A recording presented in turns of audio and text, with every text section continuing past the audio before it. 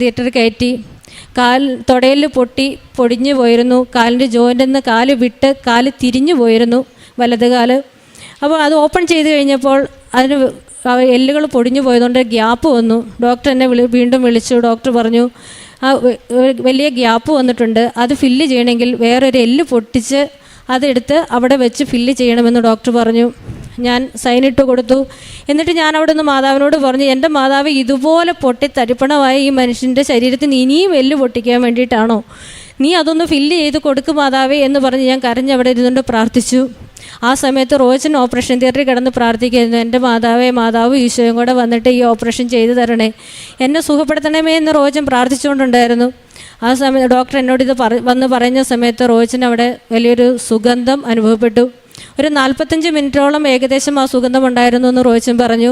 എന്നോട് എല്ല് പൊട്ടിച്ച് വെക്കണമെന്ന് പറഞ്ഞിട്ട് ഡോക്ടർ തിരിച്ച് ചെന്ന് ഡോക്ടർ നോക്കുമ്പോൾ ആ ഗ്യാപ്പ് ഫില്ലായിട്ടുണ്ടായിരുന്നു.